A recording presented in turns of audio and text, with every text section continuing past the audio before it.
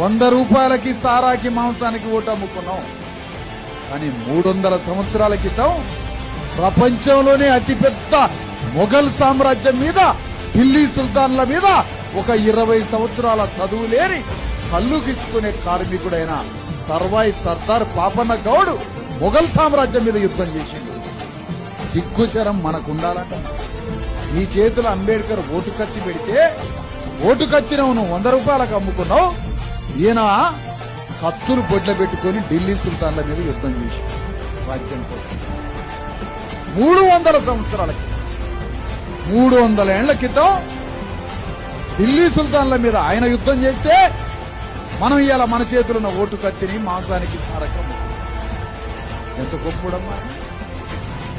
ఆయన్ని గుండెల్లో పెట్టుకుంటే రాజ్యం వస్తుంది. ఆయన నరాన్న సర్దార్ పాపన్న గౌడ్ని నీ రక్తంలో నింపుకొని ఆయన ఆరాధించు.